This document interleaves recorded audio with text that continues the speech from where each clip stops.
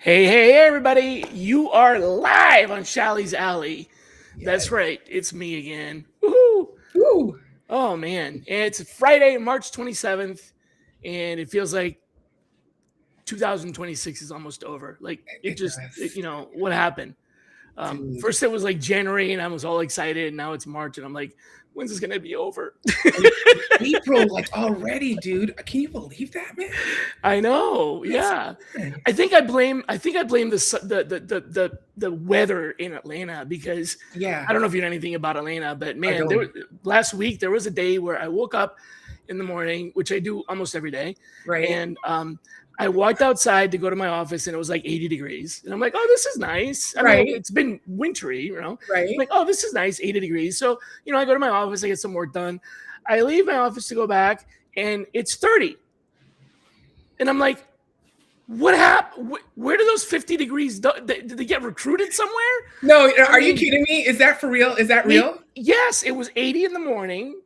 And then at the end of the day, it was 30. It was like a 50. How is that possible? Like, I don't know. Ask Atlanta. It's psychotic. It's like I think Atlanta needs some bipolar medicine or something. Yeah. Absolutely. Florida's not like that. Like there's some variation, but man, not extreme. I mean, we had like a summer in the cold winter part of the year already, and then we also had snow in March. For like 5 minutes, but still snow. It didn't land. It melted as soon as it got down to the ground, but it was still snow. It was crazy. So anyway, now I'm originally from Toronto, born and raised. Have you been to Toronto? Yeah, I went to RIT. Right across the pond there. Okay. You could practically swim. No, you couldn't. But you could. I know you couldn't. You take a boat. There used to be a ferry. I don't think that there's there. I think there still is, but no way, really? Yeah, my daughter is actually visiting me in Florida, and she lives in Toronto, and she's like, Mom, I might move here. I can't do the weather anyway. They had a snowstorm just like last week, yo. Like, okay, but so hold on a second though. Think about this. Toronto weather is better than Rochester weather because all of the lake effect snow goes south. Okay, yeah, you're right. you're right. It lands on us. Yeah. But yeah. Man, good. So good to have you here. It's been a while. I've been trying to chase you down for quite a bit here. Oh, but you've been busy. Like every week, I felt like you abandoned me. I was like, what? I did. Yeah, probably for a while. Yeah, you did. I was like, what? We two Scorpios. What's going on here? That's right. We're both Scorpios. We're dancing on each other's tails here. So, folks, let me introduce you to Chrissy. Chrissy is a veteran sourcer and recruiter, senior talent acquisition leader who's been in the business for quite some time and has done some really interesting things. Like, for example, you might recognize a few brands like, let's see, Microsoft, Accenture, Walgreens, Meta, Capgemini, Deloitte, Uber, Disney, Meta. There you go. Yeah. So Chrissy's, hardcore Napster. Napster. That's right. Napster back in 2003. Yes. No. Napster with the, Napster. Oh, I thought you said Baxter. No, Napster MP3 back then, 2003. Way. I'm old as hell. I'm old as shit. Yeah, I'm so young. Real talk.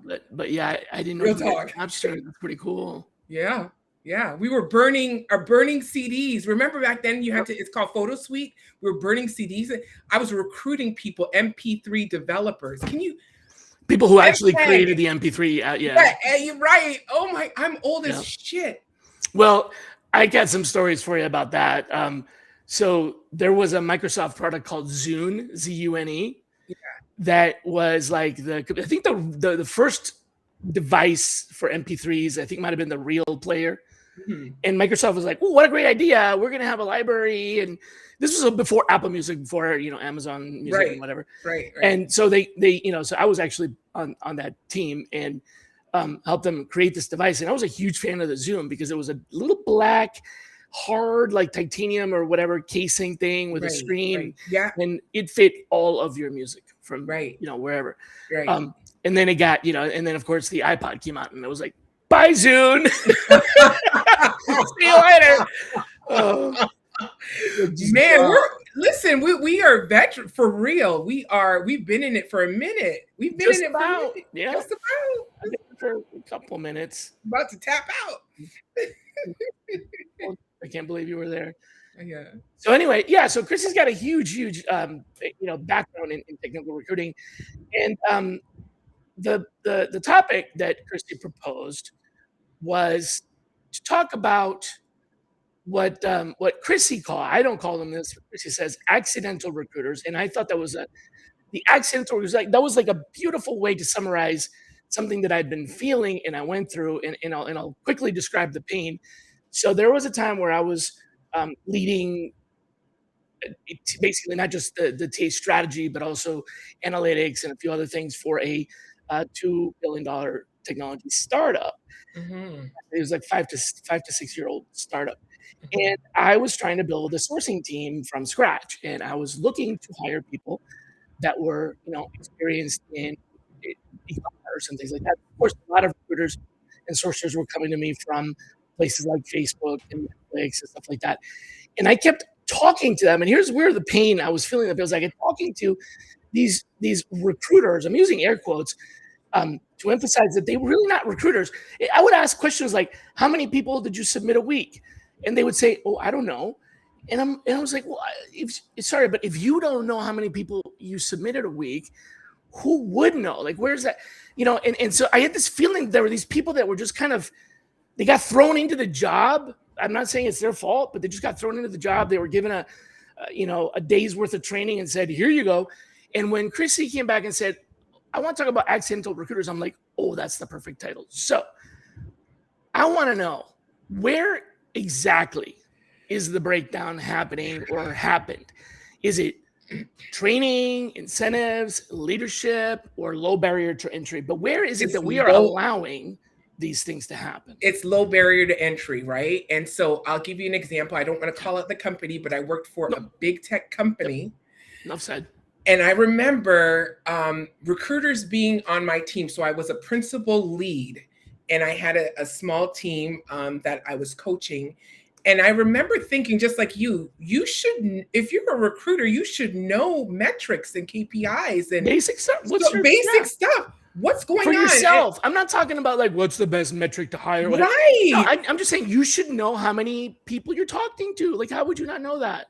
How do you not know that? So because I am a sourcer, so that means I investigate and I research. So I, started to investigate and realize some of these people did not tell the truth on their resume, and they kind of just said, I'm a recruiter. And at the time, Shally, to be fair, it was a time where companies just needed recruiters. So it was easy for people to say, I'm a recruiter. Did they though? Did they? I mean, did they really? I don't know, man. Because I'm going to push back on you a little bit here. Mm-hmm. You say it's the low barrier for entry. I agree that that happens, and it's okay to have a low barrier for entry in a role where you have a lot of turnover. And in our industry, in our job, if you look around, the average tenure in the industry, as in people who stay in I'm not saying tenure in the job, but tenure in the industry is about 5 years. In other words, most people can't make it in recruiting past 5 years. Yeah. The ones who do are usually, career lifers, but a lot of folks just can't make it past that. So in a field like that, you do want some low barriers for entry, and there are other fields like that too. But True. I think there's another thing. It's not just a low barrier for entry. I also think, and this is where I'm going to offend some people and hopefully even piss some people off. You're going to offend people, I'm going to offend people because they hired some people that should not have been recruiters. I mean, they hired some people that barely even had a high school diploma. Yeah.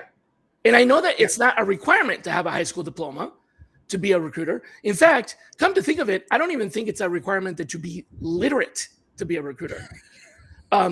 So like you said, the low barrier for entry, but then also these companies went out and they hired these people. Yes. And basically just said, have that. I mean, so it wasn't just the low barrier for entry. It was also the leadership making a decision that, you know what? Yeah, absolutely. I have no problem that you were a barista.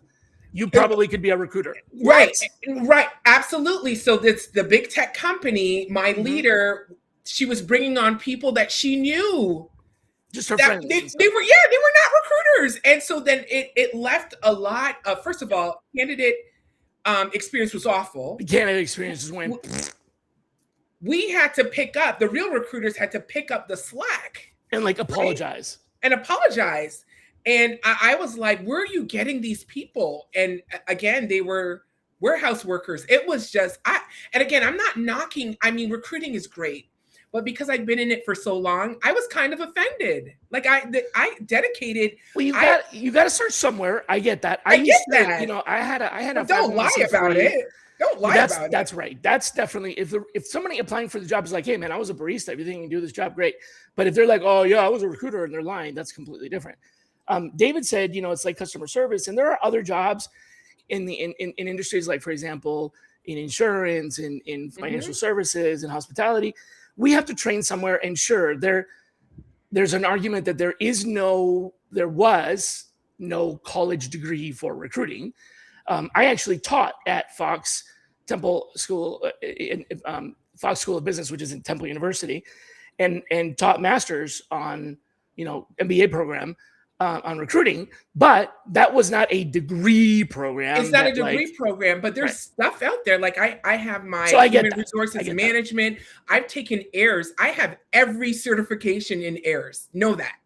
I know that. You know what I mean? But here's like the thing, I invested. These people that were being brought in, they didn't have any of that, and there was not a requirement for that, and there was also not a lot of training. So, and they got the same pay. And they got the same pay as us? Really? Yeah. So David says, like customer service. Yeah, but you know what they do with customer service reps? The first week sometimes is literally just training. Right. Now, when I was working at a big company that was, I got brought in to help them build a sourcing team, Randstad. It's okay for me to say that. So I was there and I helped them bring in several classes of inexperienced people from various jobs. But we had a 2-week training where the first week was just classroom training. Yes. And the second week was literally on the job shadowing, where they were paired up with someone else, and, you know, they weren't responsible for their own regs or anything like that. And then there was like all kinds of reinforcement and everything like that. But in our industry, that's very rare. So most of the time, these accidental recruiters, love that, are like they just get hired and they get maybe given access to their CRM, and then that's it. So tell me about you know, you called out ghosting, bad outreach, mismatched roles. What's the single most damaging behavior that you see from these untrained, inexperienced, accidental recruiters that is hurting candidates right now? Outreach. So you have to realize you are representing the company. And when you send, whether it's a LinkedIn message or an email, you're representing that company. And I've seen such horrible outreach in terms of maybe not getting the job description right, or just not right facts, or just very lazy outreach. And a lot of these people have options. Okay, these software engineers, they have options. Why would they go with a company that can't and I'm not knocking, and I don't want to seem judgmental, but it gets under my skin, because I really do take the time to craft proper outreaches, proper emails. I just don't source on LinkedIn. I'm on GitHub, I'm on Stack Overflow, I'm on Twitter, I'm doing what it takes. And so it gets under my skin when you think there's not a skill behind this, because there's a skill behind this. Right. So I feel candidates, and I've heard of candidates that, again, another big tech company, I came in, started sourcing, and I seen that they were a part of a bunch of different projects, and they never responded, but they responded to me. So the first thing I asked, why did you respond to me? And they said it was your outreach. You seem to know what you were doing. And that is what candidates see, right? They could kind of decipher, is this a recruiter, or is this, sometimes they're like, was that a bot that sent me a message? Right. That's not good. So that's damaging candidates. So my question was, how is the single most damaging thing for candidates? That's damaging. That's damaging the employer's reputation to a huge degree. Right. Because if a candidate gets 5 messages from 5 recruiters 5 different times, and they all sound like, this canned robot, maybe you're the 6th one and they reply to you, but maybe they don't even read yours because they're sick of that. But you think that's also hurting candidates? Why? Maybe the confidence and the trust of the job market. Okay. The confidence and the trust. They're thinking, oh my God, another recruiter. Recruiter. Then they start generalizing. They generalize right. And then they don't respond. And I am fierce. I will just continue and I make it human. I continue. I'll get their phone number. I don't ask me how. Okay. Because I'm not going to say, and I'll text them and they'll be like, I thought you were a bot. Because of their experience, it makes it harder for recruiters like us to actually get these people engaged. So, how many, when you plan a sequence out, I plan a sequence. I always plan the sequence for 7 messages. Yes. So I have 7 touch points, and I'll try to use at least 3 channels. So email would be a channel, correct? Texting or calling or email or Facebook or whatever. So at least, 3 channels. And when I talk to other people and when I train people on how to do this, and I say, start with a sequence of 7, every single time, virtually, in person, whatever, when I say that, it like the room goes silent and it's like crickets, and people like in the back of the room are going, and you'll see people like, because they don't do it. No, of course they don't do it, but they're objecting to the idea. They're objecting to the idea, and it's like, wait, hold on a minute, back up. So I can plan a sequence of 7 outreach attempts with, mind you, 3 different channels. So this isn't 7 emails in one day. No, it's different channels. Right. Mind you, but then also, here's what happens. Most of the time, I can get my job done before I get to 7. So exactly. 3, 4, 5 in. Exactly. However, if I didn't plan for the 7, it's way harder to take a flat list and be like, well, who did I send the 3rd message to? And who did I send the 4th message to? No, that's why you have that system. So you don't have to get to the 7, right? But Shally, because of the way I look, it's on the first try for me. How are they reading that in an email? I'm joking. Agreed, but how do they get that in an email? You're sending videos now? Right. Now I'm sending a little picture. No, but seriously, my outreach, I know that there is a best practices on how big the email should be or the length. I have it so concise and location, calm. I have everything in there, and when you're responding, you know what you're responding to. So there's no follow-up questions. It's like, yeah, I want to talk to you. So literally it's 2 tries because I pack, but like what you do, I have a sequence of 7 as well, 6 to 7. But typically it's on the 2nd or 3rd. 6, 7. Typically it depends. It's 6, 7. I would say 6. I would say 6. Okay. And because with LinkedIn you can do that reoccurring, but not just that. I hit them on text. I hit them on Facebook, Twitter, Instagram.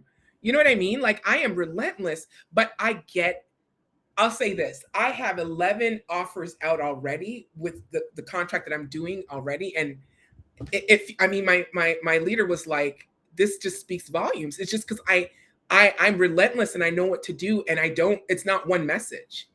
It's never one message. Right. It's until you answer because I know you're a good candidate. Yeah. So sometimes the pushback that I get is exactly that. It's like, oh, isn't that too many messages? No. And it's like, well, first of all, it's not the same message 7 times. Okay. Yeah. Let's start with that. Also, it's incremental, as in one message builds on the other. The first one was a bit of an introduction. The second one is like, hey, I want to add a little bit more context. And the third one, I'll add a little bit more context. And speaking of context, it's also context appropriate. In other words, the text message is just a brief, hey, I sent you an email. Correct. It's not like, right. It's not, you're not bombarding them, right? It's like, hey, 7 touch points is just touch points. It's not 7 love letters, And so I'll say this, Shally, a lot of these candidates do not even get the emails because it's going to spam. Because even when I text them, they're like, I didn't get an email. That happens a lot. And so I'm like, check. So I am on it. When I say I'm on it, email is not like back in the day, like it's going to spam. These people don't know who we are. No. You know what I mean? So I We get can in get front into, of I have a whole course on email deliverability that talks about that. I'm going to take it too, and I'm Because- push it out there. Yeah, because there's a lot of technological issues that people aren't aware of. And the CRMs that we use, they don't really, a CRM's job is to, what they're selling you is they're selling the ability for you to develop and maintain relationships. They're really not, even though they help you send messages, they're not in the email deliverability message business. What they usually, most of the CRMs will buy an ESP, which is an email service provider. So like Mailgun or SendGrid or whatever. And they're expecting that company to be, but what happens is they don't care because you're not their customer. The CRM's not really paying attention. And so sometimes you end up going into the spam filter or into the other inbox, and it's not your fault. It's not what you said or anything else. It's literally just from the sending. It's from the sending. So that's why you need 7 channels. You absolutely need 7 channels. And I find that most people are not offended. This is not 10 years ago by a text. They're not offended by that. As long as it's short and you're not harassing them, they're like, oh, you got my number. Absolutely. I'm a sourcer. I know how to find people. And I'll even have people to say like, oh, what if they reply back and, and they're rude? I'm like, well, okay. So if I email somebody, if I email somebody 3 or 4 times and on the 4th message, they reply back and they're like, hey man, stop spamming me. Hey man, yeah, no problem. You said no, that's fine. Because what recruiters are afraid of, these rookies, these accidental recruiters are afraid of, the emotional impact of like that, getting that. Honestly, I don't care about that. That's right. That's not your job. I don't care about that. I don't messages and the 5th message gets a response that says, hey, take me off your list. Do you know what that means? That means success. Great. I took you off my list. That's one less thing for you're not I've had responses that were offensive, and it doesn't bother me. It's a part, you got to have thick skin. That just means that candidate goes on you take them off the list, but that means that, is this really somebody you wanted to talk to anyway? I mean, you are doing a professional outreach. All right. So let's talk a little bit about the psychedelic, the purple. Shelly, let me ask you this before we move on. Let me ask you this. I'll hold that thought. I'm such a great sourcer, but I'm single. How is that possible? Oh, I can tell you. What does I can tell you why. I can find anybody. Do you but ever? I can't find a man. Do you ever get out of your seat? Yeah, see, there's the problem. That's the problem. You're stuck in your chair. I can tell you that. Yeah. Okay, I'm coming to Atlanta then. Yes, come to Atlanta. Florida's terrible. We love people from Toronto over here. Yeah. Okay, all right. Let's take a look at the psychedelic purple elephant in the room. Okay. So the problem hurting candidates, hurting employers, hurting your brand, hurting other recruiters is the spammy, bad, poorly written messages. And it's not even necessarily they're poorly written, but that there's really no substance, there's no personality. How about this? How about, because bad recruiting used to be, local, right? Yeah. Now with AI, bad recruiting is everywhere. Yeah. Are we making the problem worse by giving accidental recruiters these AI tools that are basically just very rapidly sending even worse messages? I think so. I think if there's not a core foundation already, AI is good, but having a core foundation of recruiting where we can go in and kind of remessage that or rebrand that, like that doesn't sound good. If you don't have that, how are you able to say this is not, I wouldn't respond to this? How are you able to say that if you don't have the core foundation of recruiting, hiring, sourcing, and if you're just like, this is good? Candidates are not dumb. They know what is AI like messaging. They know that. Like they could figure it out. They could just plop it back into ChatGPT or whatever it is and figure that out. Well, at least that means they read it. They read it. But they're offended. And I remember one candidate saying to me, he loved my messaging and he can tell that it was not AI. Yeah. Now, it's not true. I use a little bit of AI, but I went in and I revamped it and I reworded it specifically to him. And that's why he responded. Dude, Grammarly is AI. Like, there's nothing wrong with using AI. There's nothing wrong with it. But here's my idea. Help me clean this up and make it sound professional, make it funnier, make it simpler, short. Yeah. Whatever. That's fine. But the problem is that AI really is an assistive technology. And so if you're going to use it for outreach messaging, Right. use it either end of the either the beginning or at the end, but not the whole thing. So go to your AI and ask for a brainstorm on ideas on what to include. What should I include? What should I leave out? Tell me, tell me about the candidate persona, whatever, and then brainstorm, and then let the AI make some suggestions, and then you write it in your voice. Exactly. Or exactly. you write something that's already in your voice, and then reword it. You have the AI clean it up, etc. So, but clean it up, polish it. Yeah, right. Don't do both. That's the problem. And the thing is, first of all, we talked about this before, Shelly, because we did this before. AI is not new. AI has been around forever. Like, how do you think we search in Google and in Bing, and it's not new, right? It's evolved, right? But so like a tool. Here's the thing: it's a tool. But just like a tool, a hammer is a tool. And if you don't know how to use a hammer right, you're going to be smashing your finger left and right. Absolutely. So, and you don't want to smash these fingers. And now, you don't. You definitely not nails like that. No, you pay a lot of money for those nails. Now with so you've got this hammer and you've got these accidental, I'm stealing that term, by the way. Yeah. You've got these accidental recruiters that are literally hammering their fingers to a bloody pulp. And that's hurting everybody. So AI is just kind of an amplifier. It's like you just plug in the bad hammering into an amp and make it louder and more dangerous. Right. And then we got it. Jermaine is saying they're making recruiters lazy. Yes. So you're saying, so wait a minute, hold on, back this up. Is the accidental recruiter coming into this already lazy, or are we making them lazy by, giving them these tools? I feel they're coming in already lazy. And I shouldn't say lazy. They're coming in with low expectations. They think, okay, recruiting and sourcing, it's okay. Like, I could do it. It's not a big deal. So that's the mindset. It's the mindset coming in. This is a craft. I'm single because I don't leave my seat until I find that candidate.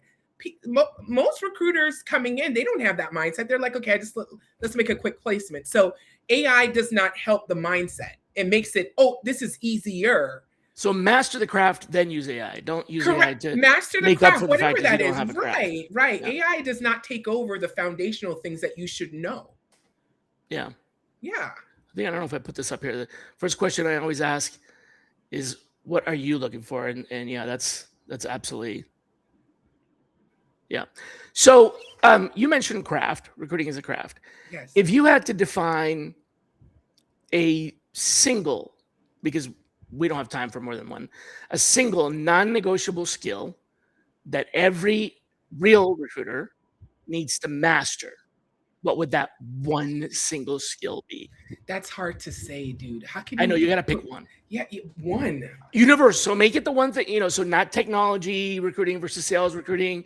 Think executive recruiting, high volume recruiting, all forms of recruiting. What would be the one non-negotiable skill that every recruiter needs to master? You said it's a craft, so you want to master it. Doesn't mean you have to bring it with you, but as a senior recruiter, to be called a senior recruiter in any particular industry, you must have mastered this. I think people are going to disagree, but so let me just explain why I'm going to say this, right?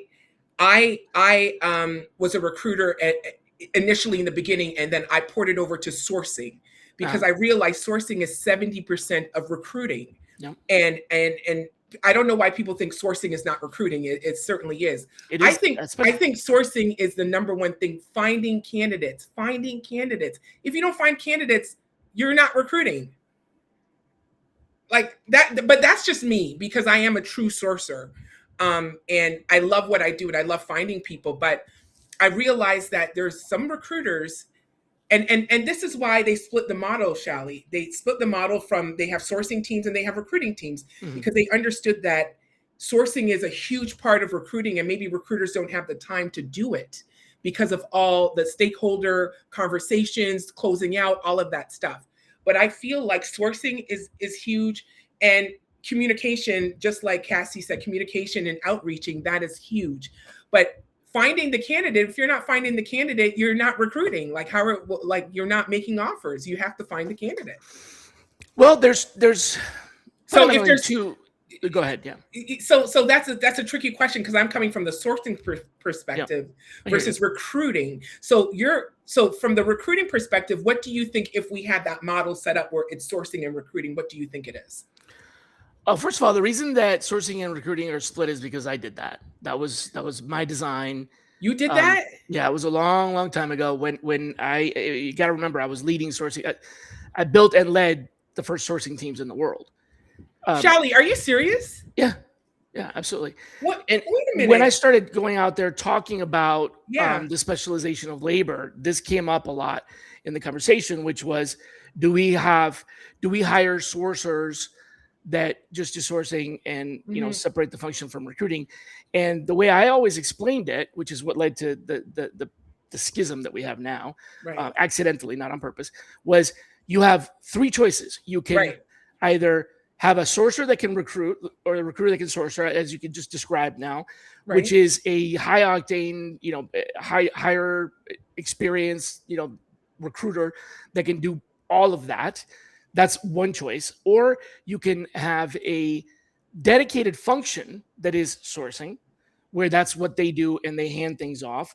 Or you can have the hybrid model where you have pods. In other words, my original intent was for this to be a pod where within the pod you would have one person whose job was to talk to candidates.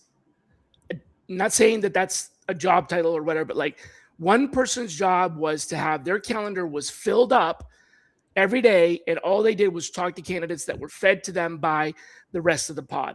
So one of the persons would be the talker, and then two or three of the others would be the typers. They would be doing the searching, doing the outreach, setting up meetings, doing research, intelligence, social media, all these other things. So that's a 2, 3, 4 person pod. People love that idea, but they failed in execution because they failed the number one criteria for these pods is, and by the way, where this comes from, if anybody tells you that they have a sourcing pod and they can't explain to you why, it's because they read about it somewhere else. They didn't figure it out on their own. Right. This was figured out on my own, and it was figured out on my own because of just-in-time inventory management, total quality management, and a lot of these business principles where a lot of organizations like W.L. Gore, for example, do everything in these pods. Pods are dynamic. They're fully deployable. They can be easily shifted. Pod work reduces layoffs. It reduces people leaving because it gives people the ability to switch jobs as they can and they want to, and that doesn't mean going from recruiter to sourcer. That means, hey, I'm going to, try my hand at this. And so if you own the channels, you own the pods. But what ended up happening was they were like, well, the recruiters don't want to change. So we're going to hire sourcers and we're going to make them serve the recruiters. And that's how you ended up with a schism. Yeah, and that serving stuff I don't do. It's a true partnership. So I'll say this: when I was at Microsoft in 2005, that sourcing model was there where we had sourcing. That was you, sourcing and recruiting. It's evolved since then because now sourcers are looked at as market intel, feeding data, and still doing all the sourcing and recruiting. Yes. But also I'm getting, with the current contract that I'm on, I'm getting leadership coming to me and saying, hey, I need to know the market. And because I've been in the market, so it's evolved. Even at some of the other big tech companies, it's evolved. Some other companies, it's like you're just in rotation, you're feeding, get that. But it has evolved. So going back to your question, depending on if it's sourcing and recruiting, it's two different number one functions, if that makes sense. For a sourcer, you have to know how to source. You have to find people, engage. Well, where I was going with that is that fundamentally there's two major types of recruiting: high volume recruiting and non-high volume recruiting. Correct. High volume recruiting are recruiters that, believe it or not, if you have never experienced high volume recruiting, think about 300, 400 recs, 300, 400 hires a year. Okay. I've never done that. Of course you haven't. And if you're sitting there going, oh my God, I don't know what that looks like. I have, and I can tell you that there's a gigantic difference, a huge difference. So if in high volume, you don't do a lot of what you and I would call finding or sourcing. You do have to know how to work the system, and you do sourcing inside of your own ATS. Correct. Because when you have a rec with 300 applicants, you are not reading 300 resumes. No, you're not. You have to source within the rec. So it's still finding. So finding applies on both models. But I think the one skill that is universal across all of recruiting and sourcing is questioning, critical thinking. Why? And you can ask why in a way that sounds like you were being arrogant. Like, why do we do that? As in, oh, you're wrong and I'm right. Or you can ask why in the sense of what were the steps that were taken to get here? Because if we're not constantly questioning, we're not going to be able to improve no matter what's going on in the industry. So I didn't understand your question. I thought it was candidate based. So this is for business based. Like, what is the recruiting skill? The recruiting skill. Critical thinking is absolutely right. Yep. Critical thinking leads to being able to find people. Why do I have so many applicants? How do I find them? Why am I not finding them? Critical thinking leads to better communication. Why am I not? So critical thinking, I think, is at the root of that. But when you're talking about hard skills that you can teach, that's not one of them. You the man, Shally. You the man. You can't teach that one. So I think what we're seeing here is the accidental recruiters didn't come into the role with critical thinking. Not at all. They thought it was an easy way to make money and just to transition from whatever they were doing, retail or whatever. And and again, I not knocking it, but for people that this is my career, it was a little offensive. Yeah. So who's going to fix this problem? Recruiters aren't going to do it. Nope. Right?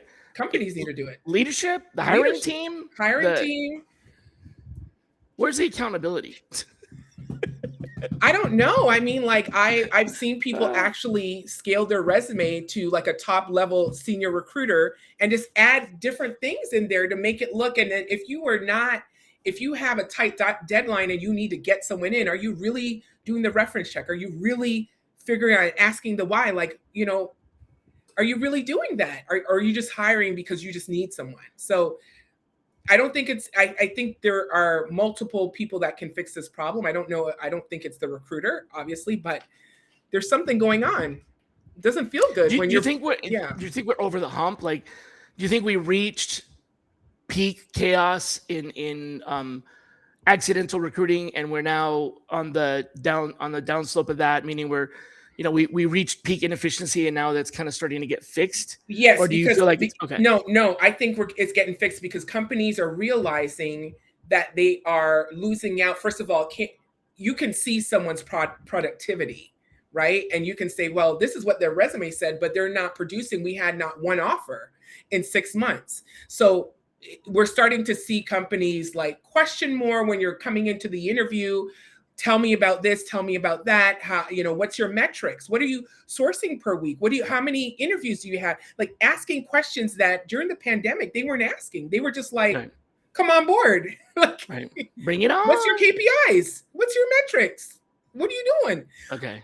At the big tech, just let me say this, at one of the big techs, I was sourcing 80 to 120 net new people every single week. Now, not saying they were all fantastic. That was the metric, and I feel like they were feeding their CRM and their ATS. But those are metrics that I bring up in my interviews, and I know how to source and net new every single week, whether it was from GitHub, whether it Stack Overflow, like 80 was the number. But you know me, I'm crazy. 120. No. Did you just say yes? No, I said yes before you said no, you said yes. I was crazy. No, I said yes to the number. I'm trying to find a partner. He might be on here, and please tell them I'm not crazy. No, I didn't say yes to the crazy. I said yes to the thing you said before that. Rewind the tape and you'll see. I know. I'm playing. Oh, okay. You're giving me a hard time. Good. I need that because otherwise I just. So I hear you. I know. I get what you're saying, and I think that we are on the other side of that, or it's looking like the horizon's clearing up on this issue. What I want to do is I want to find out from you what you think is kind of in an unfiltered way the hard truth about right now that recruiters don't want to admit. What's a hard truth about recruiting that we don't want to admit to ourselves? That it's becoming more maybe automated, maybe with AI. We're not going to need the level of recruiting and sourcing that we need.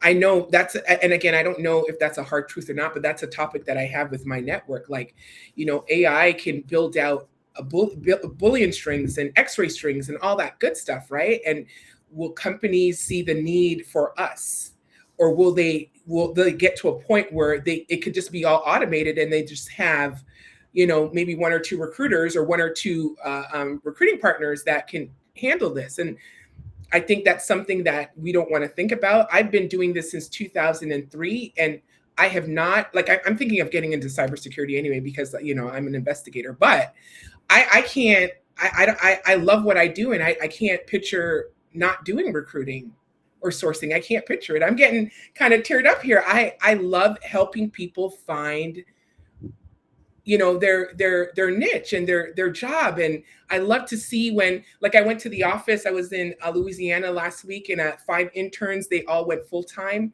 and they all hugged me, and I literally cried. Like, that's that kind of emotion.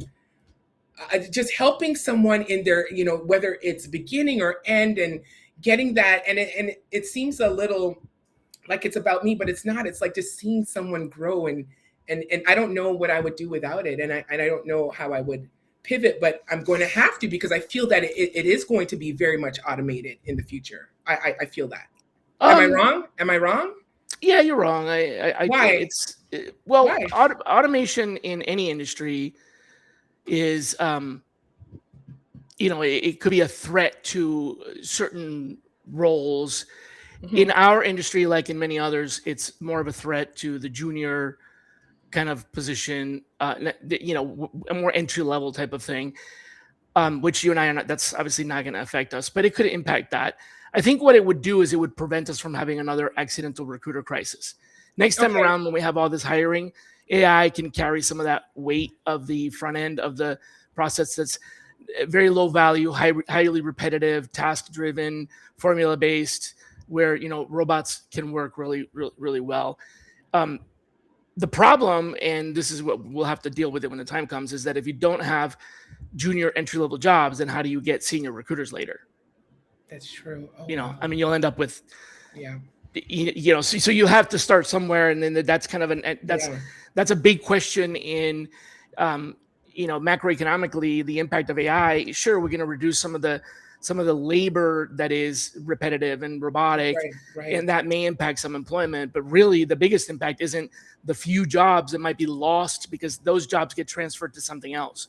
Okay, and that's what happened in the Latin. The internet did that. The Industrial Revolution did that. Right. The wheel did that. The printing press did that. Fire did that. Every time some new technology comes around, we change and we adapt. But the real challenge is, if we make it so that there's really no entry level anymore, then how do you get a senior person? Yeah, that's true. That's true. I like a bit of a gap, but it's not going to automate us. It's really not going to automate anybody out of existence. I hope not, Shelly, because I see gaps. Prove it to me, please. When the internet came around, and it was like the big thing, the big deal. There were all kinds of promises that were made about jobs that were going to be eliminated. Mm-hmm. And there weren't very many jobs that actually got eliminated. One of the biggest ones that I can recall, because I was there, and you actually were there too, is the travel industry. They said the internet's going to eliminate travel agencies. There's not going to be we still have travel agencies. Absolutely. There's still travel agents. So if the internet didn't eliminate travel agents, then how is AI going to eliminate all workers in the entire world? Like, it just doesn't make any sense. It wouldn't make sense. But do you think that number two? Okay, go ahead. Yeah, ask. No, go ahead. Number two, when was the last time you went to a doctor? Oh, 2 days ago. Okay. Did you get your blood drawn? Sometimes they do that for blood tests. I think I did. I had a allergic reaction to bananas. Can you believe that? Yeah. No, that's interesting. It's an herb. But anyway, so can you imagine? I almost died, Shelly. That is bizarre. Bananas. I did not have my EpiPen and my face. Just bananas, nothing else. I had a shake, and I didn't realize there was bananas in it, and my head got this big. And that's insane. I swear to God, my daughter, she was driving like crazy to get me, and I jumped out, and they gave me my EpiPen and stuff. But I was like, I've never heard of that before. Banana. Banana. Yeah, a banana. Yeah, no potassium for me. Where I was going to go with this is, can you imagine a phlebotomist coming to you that is a robot? No way. How fast And how loud would you be screaming? How fast will you run and how long will you be screaming? How loud would you be screaming when you see that? It's not, I'm sorry, no robot's gonna take my blood. I've had my blood taken a lot because the cancer treatment and everything like that. Yeah. And there's some really good phlebotomists that you don't feel anything. And there's some ones that really hurt. And there's some ones that can hurt you so bad that they leave you bruises and cause hemorrhages. Correct. And this is a very basic medical procedure. If you can't automate that with a robot, then you're not going to replace every worker in the world. I'm sorry. That's true. You're just not. Okay. So travel agents and phlebotomists is my philosophy. But anyways, the reality is that we do need to question our role, because I think our role becomes more of orchestration, planning, strategy, and problem solving and judgment. So where we excel is in the adaptability of judgment and creativity and innovation. And when I say we, I mean humans. So there's still going to be a role for us there. The truth is, the reality is that you don't want to do the job of a recruiter that would be outsourced to AI, because you probably never really ever did that. Right. That is very mind-numbing, time-consuming. Yes. It's not the job you'd want. And so if AI eliminates some of these really bad jobs that nobody really wants, okay, let's do it. So maybe instead of being high volume, low value added recruiter, you become an orchestrator and a planner with a couple of and an advisor. Exactly. Yeah. I like that. I like that, Shally. You're pretty smart. I didn't realize that until today. Oh God. This one doesn't fit in here. Kanga says, I'm going to have to read it a little bit, because it says, are questioning and critical thinking skills, top skills in recruiting? Yes, they're foundational. Great recruiters don't just follow. They question assumptions, what I was saying. Do they really need this? Diagnose problems and interpret signals, candidate behavior, hiring behavior, market data. Without this, you are just executing, not influencing. And actually, because of that distinction that Kanga makes, is the judgment. And that is why we're not going to be, we're not going to be outsourced, but there are parts of our job that don't. That will be that are redundant. For 30 years, Chrissy, for 30 years, I have been chasing that. I have come up with, you just said, I'm so smart. Actually, the truth is I'm not smart. I'm just extremely lazy. David Marr will tell you that. I am so lazy. Is that true? Yeah, he'll attest to that. I am so lazy that I will spend 8 hours trying to figure out how to automate something that takes 5 minutes, so I don't have to do that thing ever again. Okay. So I've been doing that since the beginning of time with VB scripts in Excel, with macros on my computer, with Power Automate.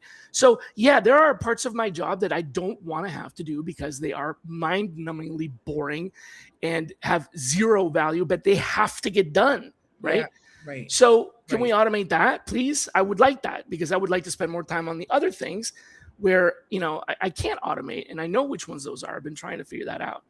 So I think that that's kind of the answer.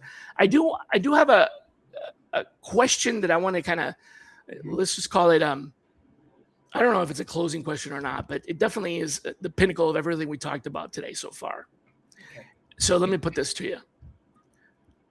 Let's say that let's say I hired you and I put you in charge of a team full of accidental recruiters. What would you fix first in the first 30 days? Their mindset.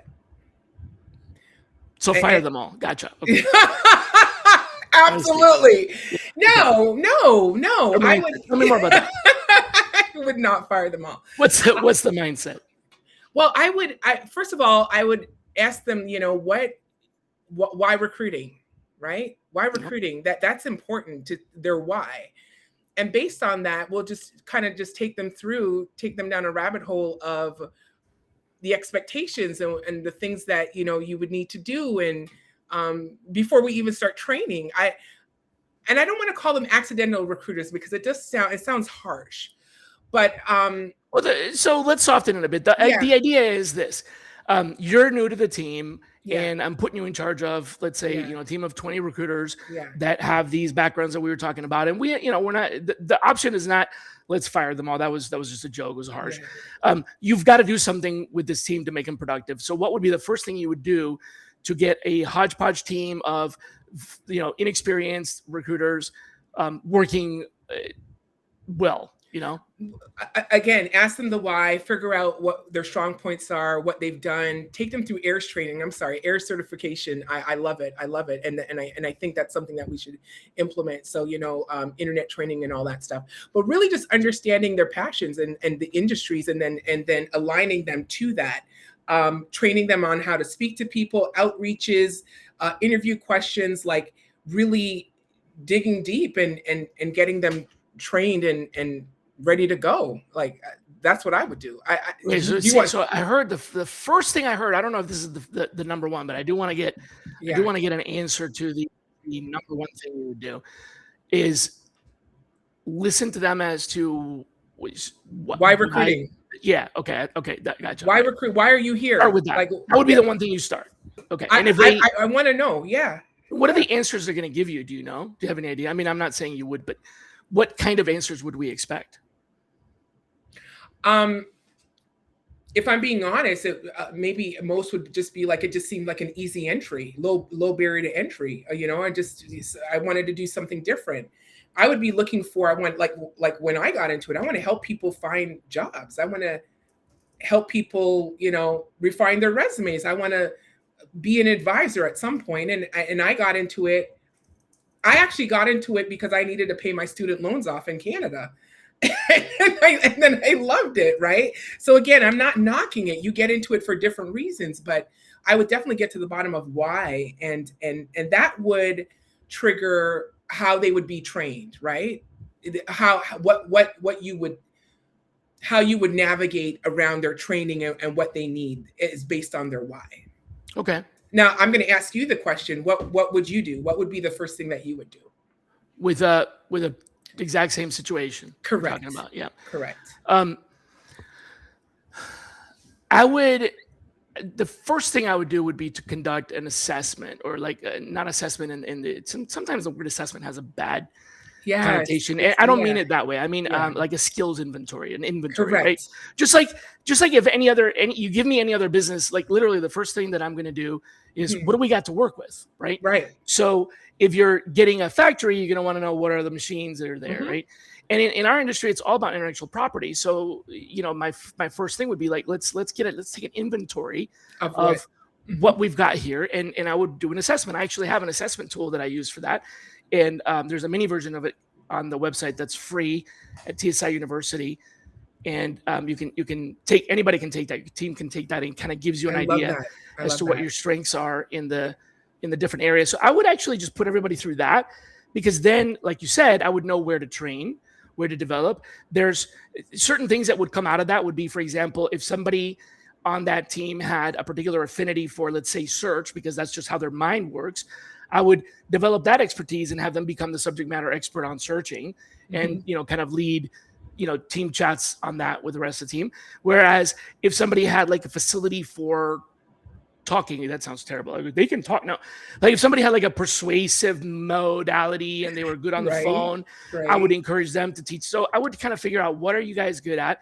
And then where are the gaps, and how do we fix our own gaps? Like the searcher can teach the talker how to search, and the talker can teach the searcher how to search, and so on. Correct. So we're saying survey is probably better. Inventory, survey. Survey, is better than inventory. Yeah, absolutely. Just like I was saying, figuring out who your team is, and then that's how your training 100%. Would go and would be allocated. But you started from the motivation. I'm not saying that's right or wrong. I mean, that's a great idea. I started from the, what do we got now? And the skill sets. And you could really start with the motivation before you even do that other one. Because now that I think about it, the inventory, the skills inventory is really about the skills. If they're not even motivated to be there in the first place, we need to address that, right? Can you read David's? I just seen it pop up. David is just so. David, stop. I don't know how many people who woke up one day and said, "Hey, I want to be a recruiter when I grow up." It's true. We're not saying that, David. We're not saying that that's not true. I mean, I fell into it because the first recruiting job that I had was with the People Bank in Toronto, and I just remember thinking, I have these student loans that I need to pay off, and I fell into it.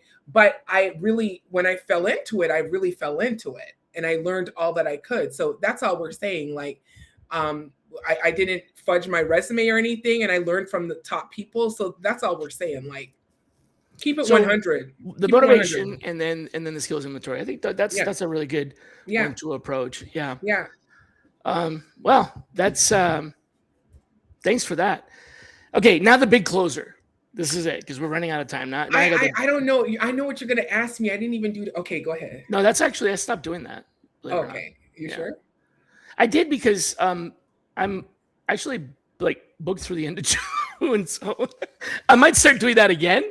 I'll come back to you on that one, but this is actually a real closer. Are you sure? Okay, I'm sure. Yeah, if you got names, let me know. I got a name, but like, I got a name. Steve Basin. I'll send it to you. Okay. He's amazing. He's amazing. On it. Good. So you did your homework and you got ahead of it. I sure did. Here's my whopper. Okay. I'm hungry. Is the recruiting industry, I mean sourcing, recruiting, the whole talent acquisition industry, getting worse or getting louder? What do you mean worse? Well, what does that mean? You or yourself were like, I don't know if I really want to, I'm thinking about going into cybersecurity because I don't want to hear.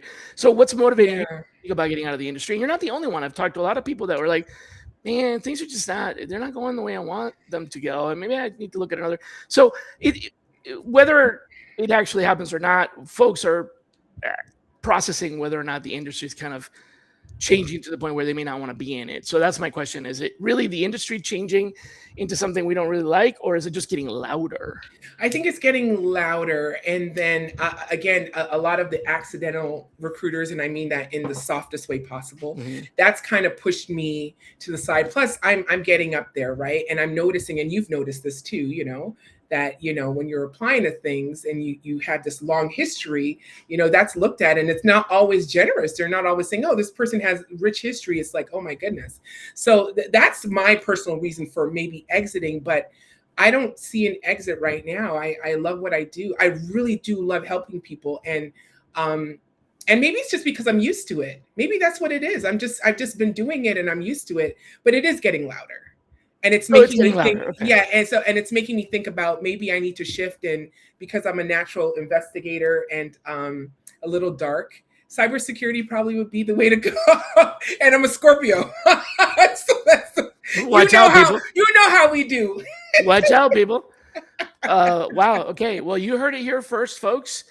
Chrissy, thank you so much for being part of this. I really appreciate it. I know it took us a while to orchestrate, but so glad you're here. Folks, you can connect with Chrissy at LinkedIn, Exceptional Recruiter. That's pretty easy to remember.